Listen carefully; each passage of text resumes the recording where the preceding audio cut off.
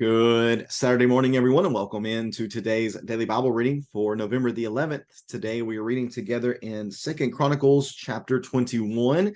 We are moving on from Jehoshaphat being the king over Judah, and now his son Jehoram is going to become king. And unfortunately, that's not the best thing in the world for Judah. We'll see why that is the case here in Second Chronicles chapter 21. Thanks so much for taking some time to read along with me on this Saturday morning. Hope that it is a great start for your day. Let's read here Second Chronicles chapter 21 and verse number 1. Jehoshaphat rested with his ancestors and was buried with his ancestors in the city of David. His son Jehoram, or there is the variant Joram, became king in his place.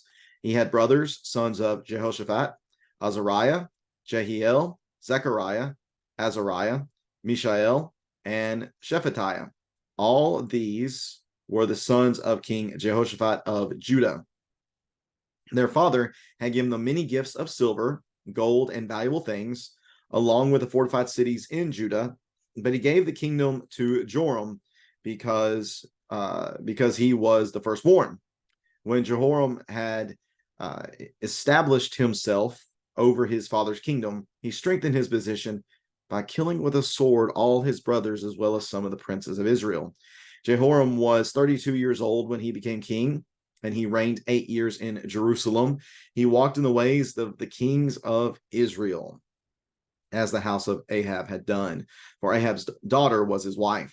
He did what was evil in Yahweh's sight, but for the sake of the covenant Yahweh had made with David, he was unwilling to destroy the house of David, since Yahweh had promised to give a lamp to David and to his sons forever.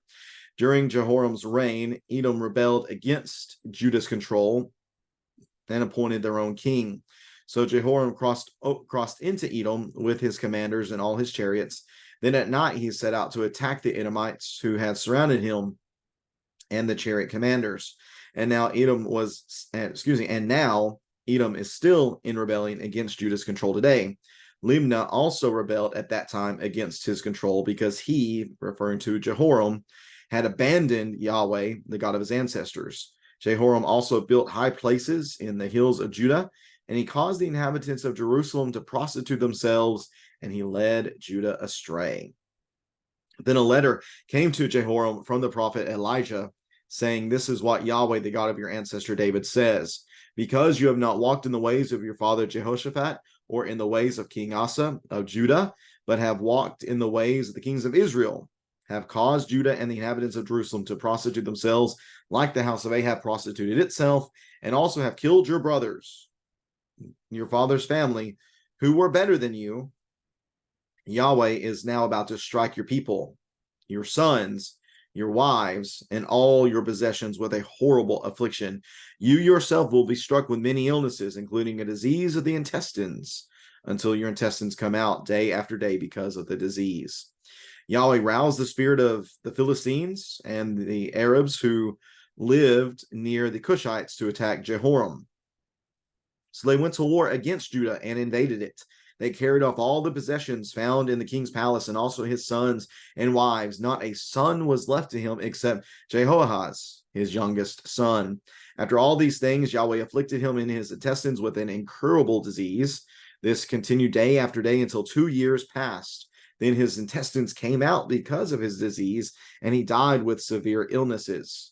But his people did not hold a fire in his honor, like the fire in honor of his predecessors. Jehoram was 32 years old when he became king.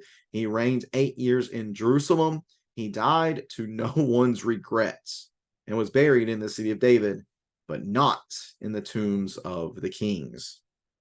And that is Second Chronicles chapter 21. Second Chronicles chapter 21. Wow. Pretty rough, isn't it? You think about Jehoshaphat having had really a very strong, positive reign for Judah. The vast majority of his reign was, again, very positive.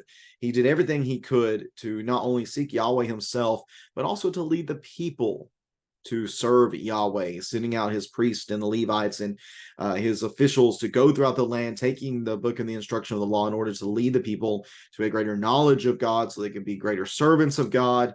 And basically everything Jehoshaphat did that was good, well, son Jehoram came behind him and basically undid it. Did so many horrible things. Think about Jehoshaphat and some of the things that he did as far as trying to strengthen the kingdom. And if I remember correctly, I could be mistaken here, but it was either himself or it was one of his predecessors that talked about whenever they went out to strengthen. Oh, I wish I would have checked this. It just came to my mind as I was reading. It was either Jehoshaphat or it was one of his predecessors. One about they built up the people, or built up the cities in Judah, and they put their sons in place in order to give them some ability to rule and to reign and to gain some experience. So either that was Jehoshaphat that did that, or maybe his father or grandfather had done that. And I'm going to assume that this carried over into some of the practices of the kings to follow. So you have here Jehoram, who goes through, and in order to gain strength over all these cities in which he might have had siblings, brothers ruling, he kills them all. He kills them all just to consolidate power. He really becomes a dictator in every sense of the word. He does not want anyone who had any right whatsoever to the throne. I mean, he was given the kingship rightful. I mean, he was the oldest of the sons. He was the firstborn. So he did have the right. But he seems to be somebody who was paranoid, somebody who was not very confident in his position. So he's just going to take out all the competition, killing his own family, killing his own brothers and some of the princes of Israel. And this should really let us know that what's going to come after this, it ain't good. He walked in the ways of the kings of Israel, worse off as the house of Ahab had done. So not just paganistic worship of Yahweh, but straight up paganism in pursuing the gods of the pagan nations. Yet, God's faithfulness remained even with the absolute lack of faith that Jehoram had shown. Because God had every right to just wipe out Jehoram and wipe out everything he wanted to, but he did not do that on account of the covenant he had made with David, that his sons would always sit on the throne, that his line would remain the line of kingship within Israel, and specifically here within Judah. But that does not mean that God is not going to punish Jehoram for his awful behavior. And some of that came in the rebellions of some of the nations like Edom or like Libnah.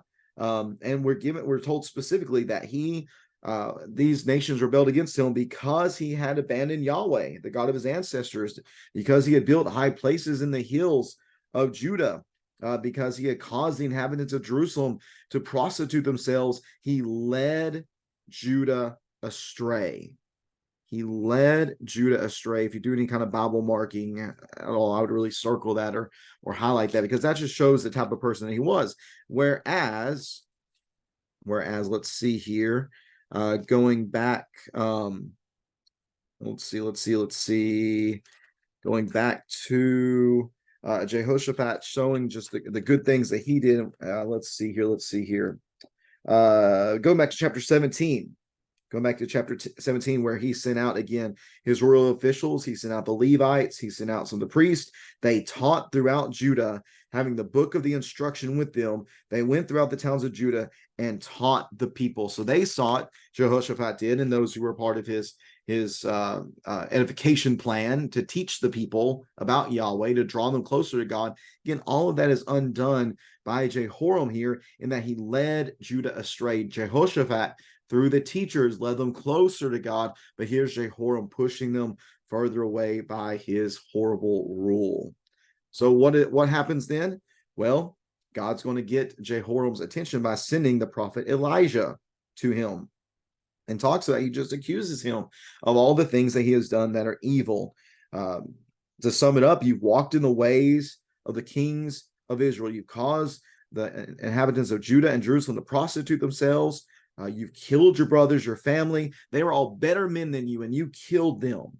So now Yahweh is going to strike you, your people, your sons, your wives, and all your possessions with a horrible affliction. And you yourself, you are going to be punished by this disease of the intestines until you're a little squeamish. I apologize, until your intestines come out day after day because of the disease. Ugh. I was thinking something maybe like a hernia, maybe it's like a hernia disease of some sort. I just don't know. That's the only thing I can think of whenever it comes to intestines spilling out. But again, that's maybe a little TMI there. Nonetheless, here is Yahweh saying, you are going to be punished. I have taken very, very sharp notice of what you have done, and you're not going to get away scot-free. You will be punished. And punished he will be. Yahweh roused the spirit of the Philistines, the Arabs who live near the Cushites, to attack Jehoram. So the Edomites have rebelled. The Libyanites have rebelled. The Philistines, the Arabs, they've all rebelled against Jehoram. They went to war against Judah. They invaded. They carried off all the possessions found in the king's palace, and also his sons and wives. So everything that was promised by Yahweh, non-surprisingly, it come to pass. What do you say?